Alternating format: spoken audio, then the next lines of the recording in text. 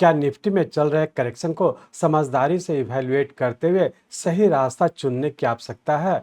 Nifty के current situation के दौरान कौन कौन से स्ट्रेटजी अपनाए जा सकते हैं? क्या है अपर स्टॉप लॉस फॉलो करने के फायदे?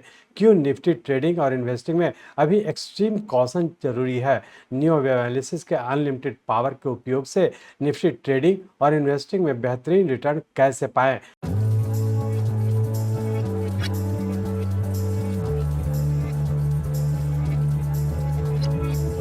नमस्कार दोस्तों, स्वागत है आपका डॉक्टर संजय के यूट्यूब चैनल में। दोस्तों, आज मैं doctor Sanjay Sinha, technical analyst working on new wave since last 28 years. Start करने से पहले मैं समझता हूं कि आप लोग निश्चित रूप से डिस्क्लेमर को अच्छे से देखकर पढ़कर समझ लिए होंगे। इस चैनल पर दिए गए सभी कंटेंट एजुकेशनल पर्पस से बनाए गए हैं और इसका उद्देश्य किसी भी प्रकार की एडवाइस या रिकमेंडेशन करना नहीं है। हम सेबी रजिस्टर्ड फाइनेंशियल एडवाइजर नहीं है, इसलिए हम आपको स्ट्रिक्टली सलाह देते हैं कि अपने प्रोफेशनल के कंसल्टेशन के बिना आप कोई भी डिसीजन फाइनेंशियल इन्वेस्टमेंट, ट्रेडिंग या कुछ भी ना करें। कुछ भी प्रॉफिट या लॉस होता है तो उसके लिए रिस्पॉन्सिबल आप खुद होंगे।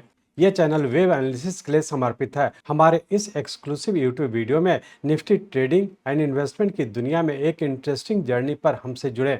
निफ्टी अभी नीचे की ओर करेक्शन में कंटिन्यू है। सीखे एंट्री एंड एग्जिट पॉइंट्स की पहचान करना। स्ट्रेटेजिक डिसीजन मेकिंग के लिए न्यू एनालिसिस के रूल्स का उपयोग करना सीखें। इस कॉम्प्रिहेंसिव सेशन में हम न्यू एनालिसिस कॉन्सेप्ट्स को इजी वे में उजागर करते हैं। हम अपर स्टॉप लॉस लेवल के महत्व और theory behind trailing stop losses पर जोर देते हैं। हम लॉन्ग पोजीशन से बचने पर जोर देते हैं। नॉलेज के साथ एक reliable trading and investment plan तैयार करें। अपने कैपिटल को इन्वेस्ट करने से पहले रियल चार्ट रीडिंग समझें। वेब पैटर्न की डिटेल अंडरस्टैंडिंग सीखें। ट्रेंड्स के बीच इफेक्टिव प्रॉफिट टेकिंग स्ट्रेटजी स्थापित करें। हम रिस्क मैनेजमेंट में क्रूशियल इंसाइट्स प्रदान करते हैं। ट्रेडिंग एंड इन्वेस्टमेंट के लिए एक डिसिप्लिन्ड अप्रोच जानें। निफ्टी ट्रेडिंग एंड इन्वेस्टमेंट में सिस्टमैटिक प्रॉफिट टेक्निक सीखें। इस अवसर को न चुकें। संभावित उलटफेर का पता लगाने और प्रिकॉशनरी मेजर उठाने के लिए प्रमुख सिग्नल्स और एनालिसिस प्रोसेस सीखें। हम वोलेटाइल मार्केट में new wave rules and behaviours के सटीक यूटिलिटी को साझा करेंगे। तो बिना देरी किए इन सभी चीज़ों को समझने के लिए चलिए हम लोग चलते हैं निफ्टी के रियल टाइम चार्ट पर। ये निफ्टी का हम लोग का डेली चार्ट है और इस डेली चार्ट में हम लोग देख रहे हैं कि 26 अक्टूबर 2023 को हम लोग का ये नीचे का एक करेक्शन पूरा करके, जो कि उससे बड़े टाइम का हम लोग का 12th वेव था, और यहाँ से हम लोग फिर से 13th वेव के फॉर्म में ऊपर राइजिंग ट्रेंड में कंटिन्यू कर चुके हैं। और यहाँ पे हम लोग देख पा रहे हैं कि 26 अक्टूबर 2023 से जो राइजिंग ट्रेंड कंटिन्यू किया, जिसके तहत हम लोग का इस पॉइंट पर हम लोग का थर्ड वेव कंप्लीट करके यहाँ पे हम लोग का करेक्शन के तहत फोर्थ वेव का फॉर्मेशन कंप्लीट करके और पुनः हम लोग फिर से एक राइजिंग ट्रेंड में इंटर कर चुके, जो कि एक फिफ्थ वेव के फॉर्म में ऊपर कंटिन्यू है। अब हम लोग यहाँ पे देख पा रहे हैं कि जब हम लोग का 24 जनवरी 2024 से हम लोग का एक राइजिंग ट्रेंड कंटिन्यू किया, जो कि फिफ्थ वेव के फॉर्म में हम लोग का ऊपर कंटिन्यू किया, जिसके तहत हमारा ये 1, 2, 3, 4 और 5 वेव इस पॉइंट पे कंप्लीट करके और यहाँ पे हम लोग का एक करेक्शन में रह करके, जो कि हम लोग का 6th और 7th वेव में इस पॉइंट पे कंप्लीट किया। चूंकि हम लोग यहाँ पे सिर्फ वेव को फॉलो करते हुए आगे की ओर कंटिन्यू कर रहे हैं, और जैसा कि आप लोग जानते हैं कि इम्पल्स वेव के जो 7 एसेंशियल रूल्स है, जिसके तहत हम लोग का फर्स्ट एसेंशियल रूल्स है कि एक्शन और रिएक्शन। तो यहाँ पे हम लोग देख रहे हैं कि 24 जनवरी जब 2024 से ऊपर कंटिन्यू किया, तो उसके बाद हम लोग का ऊपर का एक्शन रिएक्शन, पुनः हम लोग यहाँ पे एक्शन रिएक्शन और पुनः हम लोग फिर से एक्शन रिएक्शन और एक्शन और फिर से रिएक्शन में हम लोग इंटर किया है। तो हम लोग ऐसा कर सकते हैं कि हम लोग यहाँ पे करेक्शन में है, और जब तक इसको ब्रेक नहीं करता, मतलब पैटर्न कंफर्म नहीं करता, हम लोग माने कि यहाँ पे करेक्शन पूरा करके फिर से ऊपर कंटिन्यू होने की संभावना है। लेकिन ध्यान रखें, बहुत कॉशियस रहेंगे, क्योंकि जब हम लोग यहाँ पे देख पा रहे हैं तो हम लोग ये कर सकते हैं कि यहाँ पे हम लोग का कहीं ना कहीं ऊपर पूरा होने की संभावना है, क्योंकि ये 5 वेव जिसमें कि हम लोग का 24 जनवरी 2024 से कंटिन्यू किया है, जो कि शॉर्ट टर्म के एक राइजिंग ट्रेंड में है, और शॉर्ट टर्म का ये राइजिंग ट्रेंड टाइम पीरियड के हिसाब से हम लोग का कहीं ना कहीं पूरा करके फिर से नीचे का पैटर्न कंफर्म होने की संभावना है। तो इस चीज़ को ध्यान में रख करके नीचे कंटिन्यू रखेंगे।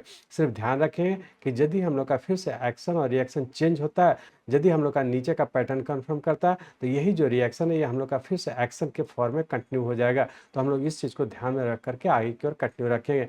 अब हम लोग ये देखने की कोशिश करेंगे कि 24 जनवरी 2024 से जो ऊपर की ओर कंटिन्यू किया, इसका सबऑर्डिनेट वेव किस पैटर्न में है और आने वाले समय क्या होने की संभावना है। तो इस डेली चार्ट को हम लोग कन्वर्ट करते हैं आवरली चार्ट में और सिर्फ ये एनालाइज करने का कोशिश करेंगे कि फोर्थ वेव के बाद जो फिफ्थ वेव के फॉर्म में ऊपर कंटिन्यू किया, इसका सबऑर्डिनेट वेव किस पैटर्न में है और आने समय क्या होने की संभावना है। तब हम लोग इस डेली चार्ट को कन्वर्ट करते हैं आवरली चार्ट में।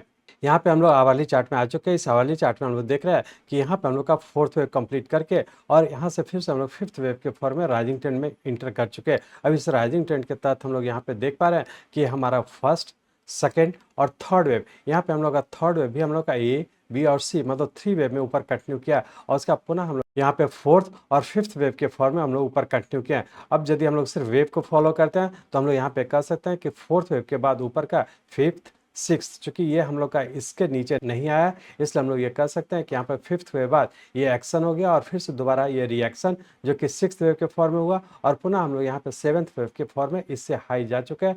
तो ये हम लोग का सेवन्थ और हम लोग एट्थ वेव में इंटर किए हैं। लेकिन ध्यान रखेंगे कि यदि हमारा इसके नीचे आ जाता है तो यही फिर रिएक्शन हमारा एक्शन में कन्वर्ट हो जाएगा। तो इस चीज़ को ध्यान में रखेंगे। लेकिन एक चीज़ और ध्यान रखेंगे कि चूंकि हम लोग का यहाँ पे फोर्थ वेव है और यदि हमारा यहाँ पे सेवन्थ वेव है और इस पॉइंट को यदि हमारा ब्रेक करता है जो कि 21,710 का है, यदि ये ब्रेक करता है तो हम लोग ये मान करके चलेंगे कि पुनः हम लोग का यहाँ पे जो फोर्थ वेव के बाद जो ऊपर की ओर कंटिन्यू किया, यहाँ पे हम लोग का फिफ्थ वेव कंप्लीट करके और ये भी हमारा थ्री वेव में यहाँ पे पूरा करके पुनः हम लोग फिर से नीचे कंटिन्यू करेंगे। तो हमारे लिए दो starting level, first starting level हमारा 21,770 का जो इस एक्शन का रिएक्शन को हम लोग का चेंज करेगा और यदि हमारा 21,770 से नीचे जो कि नेक्स्ट हम लोग का 21,710 है, यदि इसको ब्रेक करता है तो हम लोग ये मानेंगे कि यहाँ से जो ऊपर की ओर कंटिन्यू किया ये हमारा थ्री वेव में है। तो दोनों ही कंडीशन में हम लोग का ऊपर कहीं ना कहीं पूरा होने की संभावना है। सिर्फ अभी ये देखना है कि यहाँ से जो हम लोग का नीचे की ओर कंटिन्यू किया है जिसके तहत हम लोग का नीचे का 1, 2, 3, 4 और 5 और उसका फिर यदि हमारा करेक्शन पूरा करके और नीचे की ओर कंटिन्यू करता है तो हम लोग सिर्फ ये देखें कि किस टाइम फ्रेम का पैटर्न कंफर्म करता है। तो इसी चीज़ को ध्यान में रख करके हम लोग अभी नीचे कंटिन्यू रहने का कोशिश करेंगे। अब हम लोग यदि टाइम को एनालाइज करते हैं तो हम लोग यहाँ पे देख पा रहे हैं कि जब हम लोग का यहाँ पे फोर्थ वेव कंप्लीट करके फिर से जब ऊपर कंटिन्यू किया था तो यहाँ पे हम लोग का फिफ्थ वेव के टाइम में फिफ्थ वेव के फॉर्मेशन के दौरान हम लोग का रफली 14 डेज लगा, जबकि यहाँ से जो इस एक्शन का जो रिएक्शन हुआ था इसमें हम लोग का 4 डेज में ही हम लोग का इस पॉइंट पे आ चुका था जो कि थ्री वेव में नीचे की ओर कंटिन्यू किया था और पुनः यहाँ से फिर से हम लोग जब ऊपर की ओर कंटिन्यू किए तो इससे ऊपर बढ़ने में हमारा कहीं पे भी हम लोग का पैटर्न कंफर्म नहीं किया था और ऊपर कंटिन्यू किया था और फिर से हम लोग का एक नया हाई बनाया जो कि हम लोग का एक सिक्स्थ वेव के बाद सेवन्थ वेव के फॉर्म में ऊपर कंटिन्यू किया। लेकिन यहाँ पे भी हम लोग देख रहे हैं कि जब राइज हो रहा है तो इसमें हम लोग का टाइम ज़्यादा ले रहा है और जब भी हम लोग का नीचे की ओर आ रहा है तो हमारा टाइम कम ले रहा है।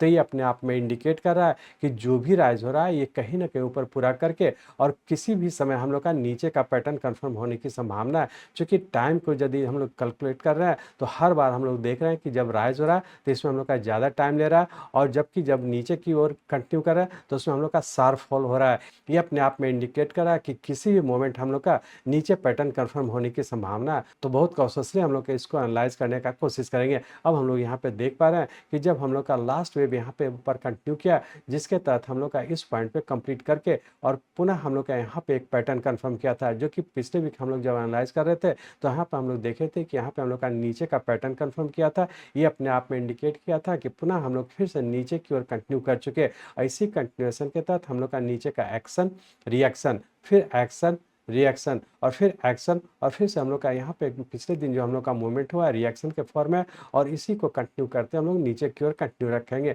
तो यदि हम लोग वीकली पॉइंट से डिस्कस करें तो हम लोग ऐसा कर सकते हैं कि हम लोग का जो पिछले वीक हम लोग का जो स्टार्टिंग लेवल था 22,800 का है, तो अब हम लोग इसे ट्रेल करते हुए अब हम लोग का फर्स्ट ट्रेलिंग अपर स्टार्टिंग लेवल हो गया 22,600 का। तो पूरे वीक की बात करें तो पूरे वीक के लिए हम लोग का ऊपर का स्टार्टिंग लेवल 22,600 का है। इसी स्टार्टिंग लेवल को फॉलो करते हम लोग नीचे की ओर कंटिन्यू रखेंगे। अब हम लोग ये कर सकते हैं कि पूरे वीक में क्या होने की संभावना है, तो बहुत ज़्यादा संभावना है कि जैसे ही हम लोग यहाँ पे देख पा रहे हैं कि नीचे का 1, 2, 3, 4, 5 और हो सकता है कि मंडे ट्यूसडे को रिएक्शन में इस पॉइंट तक जा करके पुनः हम लोग फिर से नीचे ही कंटिन्यू रहने की संभावना है। पूरे वीक के लिए रेंज बाउंड के तहत नीचे का 21,800 और ऊपर का 22,300 इसी रेंज बाउंड में रहने की संभावना। इसी रेंज बाउंड को ध्यान में रख करके ऊपर के लेवल पर जाता है। यदि बाय किया तो प्रॉफिट बुक करें या फिर शॉर्ट करते हैं तो अपर स्टॉप लॉस को ध्यान में रख करके ट्रेड करने का कोशिश करें। लेकिन ध्यान रखें कि जब तक के पैटर्न कंफर्म नीचे का नहीं करता बहुत एग्रेसिव होकर के शॉर्ट पोजिशन बनाने का कोशिश नहीं करेंगे।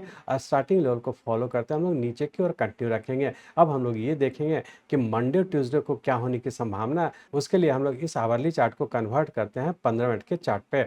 यहाँ पे हम लोग 15 मिनट चार्ट्स पे आ चुके हैं। इस 15 मिनट चार्ट्स में हम लोग देख रहे हैं कि नीचे का जब हम लोग का यहाँ पे पैटर्न कंफर्म किया था तो नीचे का हम लोग का ये 1 2 यहाँ पे हम लोग का सेकेंड वेव कंप्लीट करके पुनः हम लोग का नीचे का 3 4 और 5 वेव इस पॉइंट पे कंप्लीट किया। लेकिन यहाँ पे ध्यान रखेंगे कि जब हम लोग का 5th वेव के फॉर्म में हम लोग यहाँ पे पूरा करके और यहाँ पे फिर से हम लोग का एक छोटे टाइम फ्रेम के करेक्शन में इंटर किया, जिसके तहत ऊपर का ये बी और फिर से सी वेव के फॉर्म में इस पॉइंट तक जाने की संभावना है। तो हम लोग ऐसा कर सकते हैं कि मंडे ट्यूसडे के लिए यदि रेंज बाउंड की बात करें तो मंडे ट्यूसडे के लिए रेंज बाउंड के तहत ऊपर का 22,200 और नीचे का 21,900 इसी रेंज बाउंड में रहने की संभावना है। लेकिन यदि मंडे ट्यूसडे की बात करें तो उसके हम लोग का जो ऊपर का जो स्टार्टिंग लेवल होगा 22,370 का, इसी स्टार्टिंग लेवल को फॉलो करते हैं हम लोग मंडे ट्यूसडे के लिए।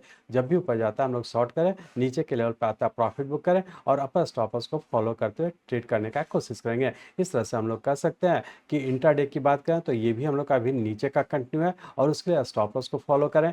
यदि पूरे वीक की बात करें तो ये भी हम लोग का नीचे का कंटिन्यू है, उसके लिए हम लोग का जो फर्स्ट ट्रेलिंग अपर स्टॉप लॉस है 22,600 का, इसी को फॉलो करते हैं हम लोग नीचे की ओर कंटिन्यू करें।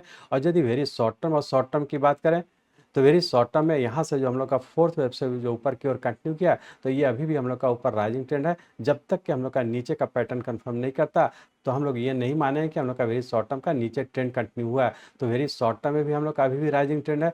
वेरी शॉर्ट टर्म के लिए जो हम लोग का लोअर स्टार्टिंग लेवल है वो 21,777 का है। यदि ये ब्रेक करता है तो फिर से हम लोग वेरी शॉर्ट टर्म में नीचे की ओर कंटिन्यू कर जाएंगे। यदि शॉर्ट टर्म की बात करें तो शॉर्ट टर्म के लिए हम लोग का इस पॉइंट से हम लोग का राइजिंग ट्रेंड कंटिन्यू है और ये अभी भी हम लोग का ऊपर कंटिन्यू है। शॉर्ट टर्म के लिए जो हम लोग का स्टार्टिंग लेवल होगा वो हम लोग का होगा 21,710 का। तो इसी स्टार्टिंग लेवल को फॉलो करते हम लोग ऊपर की ओर कंटिन्यू रखेंगे। तो फाइनली हम लोग ये कर सकते हैं कि शॉर्ट टर्म में भी हम लोग का राइजिंग ट्रेंड में है, वेरी शॉर्ट टर्म का भी राइजिंग ट्रेंड है। लेकिन शॉर्ट टर्म और वेरी शॉर्ट टर्म ये दोनों ही राइजिंग ट्रेंड ऊपर कहीं ना कहीं पूरा करके नीचे कंटिन्यू होने की संभावना है। तो इस चीज़ को ध्यान में रख करके हम लोग आगे की ओर कंटिन्यू रखेंगे। तो इस तरह से हम लोग फाइनली ये कर सकते हैं कि शॉर्ट टर्म और वेरी शॉर्ट टर्म में राइजिंग ट्रेंड ऊपर कहीं ना कहीं पूरा होने की संभावना, सिर्फ पैटर्न कंफर्मेशन को फॉलो करते हुए आगे की ओर कंटिन्यू रखेंगे। वीकली पॉइंट ऑफ व्यू से क्या है तो वीकली पॉइंट ऑफ व्यू से भी हम लोग का नीचे का कंटिन्यू है और इंट्राडे के पॉइंट ऑफ व्यू से हम लोग का नीचे का कंटिन्यू है। तो जिस भी टाइम फ्रेम का यदि आप ट्रेड करना चाहते हैं तो अकॉर्डिंगली जिस टाइम फ्रेम का ट्रेड करते हैं उसी टाइम फ्रेम का स्टार्टिंग लेवल को फॉलो करते हैं हम लोग नीचे या ऊपर की ओर कंटिन्यू रखेंगे। मैं चाहता हूं मेरे जीवन का लक्ष्य है इस मार्केट में कोई भी लूजर ना हो। इसको आप सीखें, लोगों को सिखाएं, लोगों को मदद करिए। हमारे साथ जुड़े रहने के लिए, आज के वीडियो को ध्यानपूर्वक अटेंड करने के लिए, इसे दूसरों तक पहुंचाने के लिए आप सबका बहुत बहुत धन्यवाद। जय हिंद।